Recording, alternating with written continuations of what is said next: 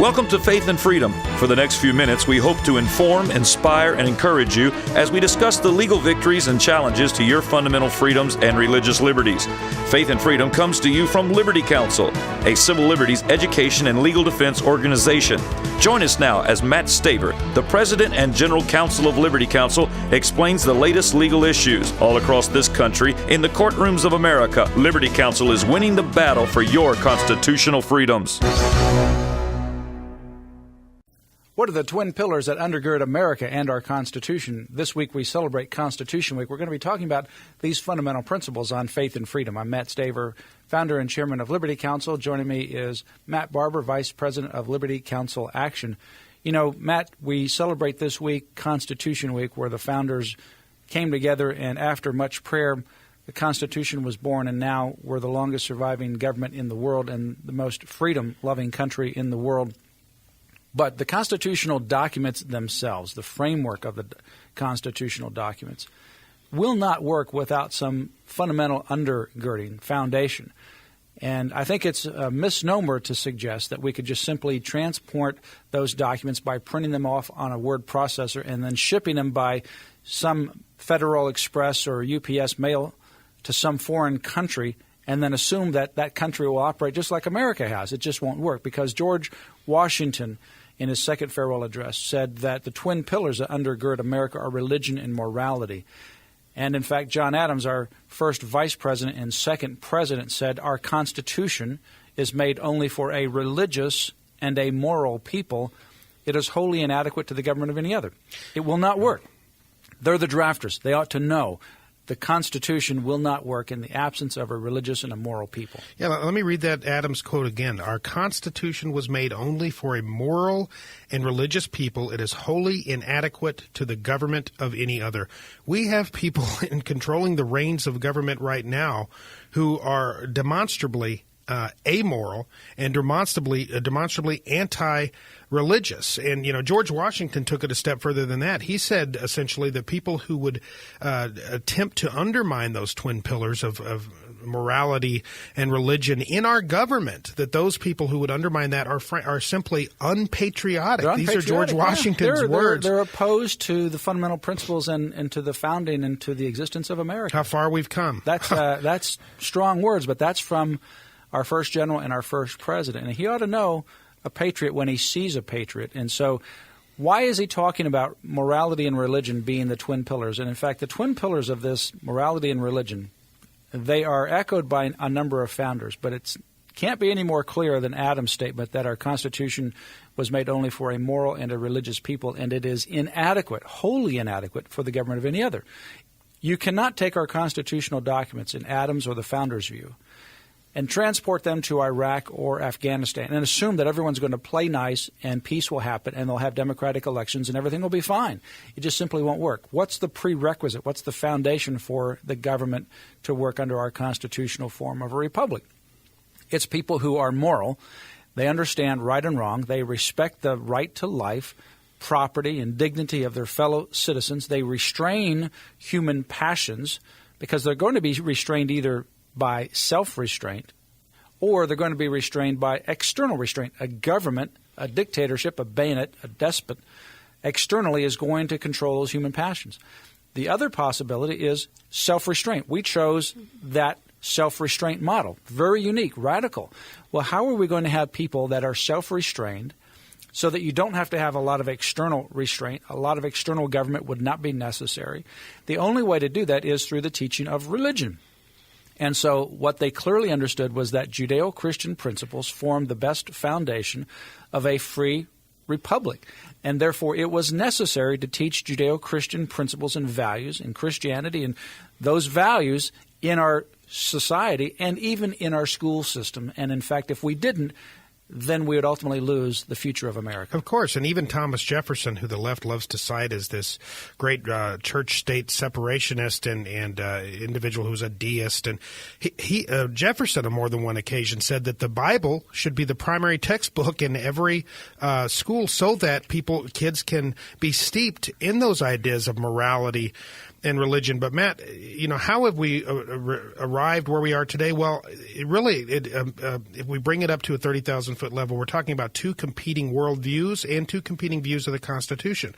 One is a secular socialist worldview that views the Constitution as an encumbrance. Within that secular socialist worldview, morality and religion, of course, are absent. The other worldview is the Judeo-Christian worldview, the worldview that our founding fathers held. It views the Constitution in the way that our founding fathers intended it to be used, as an aid to ensure that our inalienable rights given to us by our Creator, that those rights are protected. So one view says the Constitution is a living, breathing document that we can bend any way we want to achieve our radical ends. The other worldview says, no, the Constitution is a check that's put in place to keep the federal government in check so that individual liberties are protected. That's the model that has worked for some 230-plus years, not the other model that our country, unfortunately, the trajectory we find ourselves on right now. Well, it's not surprising when you do an analysis of the sources that were cited by the founders that by far the Bible was cited and quoted far more than any other source, far more than Locke, far more than Montesquieu, far more than Blackstone. The Bible, by and large, was far more quoted by our founders. And the Bible was the most influential textbook in American public education for the first couple hundred years. And in fact, the first printed textbook in America was the New England Primer, and that was the second most influential book in American public education for many years.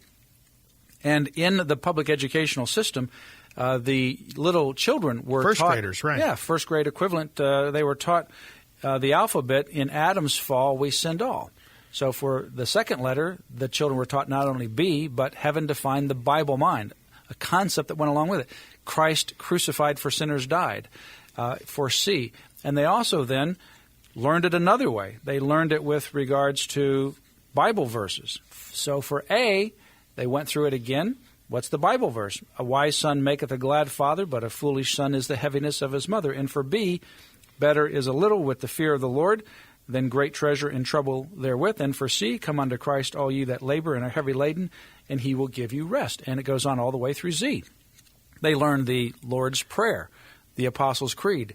They learned 107 questions of the Catechism, 40 of which dealt with the Ten Commandments. All of this was in public schools. You have to ask yourself why. When someone says separation of church and state, read the New England Primer.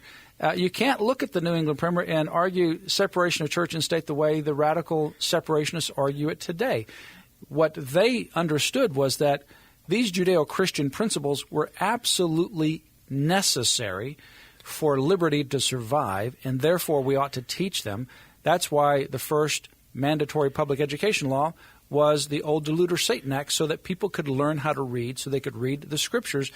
It was important to teach those values so that we could have a moral people, because that's the only way the foundation will work, and then the constitutional framework can be put on top of that. Matt, this is our irrefutable, indisputed history.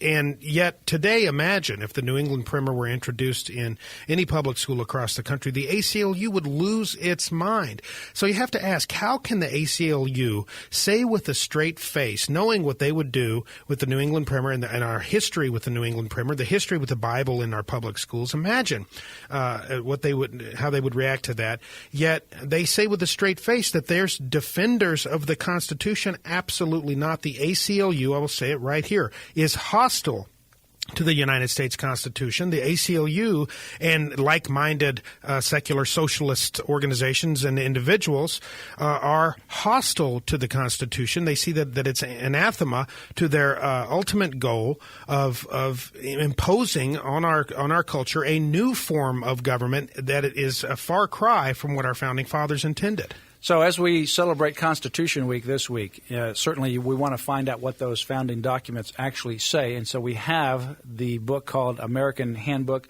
Patriot's Handbook on American Liberty. For a contribution of $10, we'll send you 10 of these. That includes shipping and handling. So for $10, you'll get 10. You can keep one and give away 9.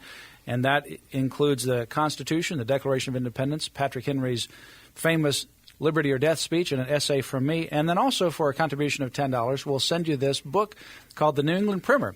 It was used in American public education for many years, up through the early 20th century. And if you want to find something that's just fascinating read this little book, because this was what was taught in our public schools. If someone says about separation of church and state, give them a copy of the New England Primer. It's irrefutable history. Our country was made to be on those twin pillars of religion and morality. They're a people that are moral. They are moral through these Judeo-Christian teachings, and that's the foundation on which the Constitution then rests. A limited government because it doesn't have to be an extensive coercive government, since the people are self-restrained and are able to engage in self-government. For more information, visit Liberty Counsel's website, lc.org. That's lc.org.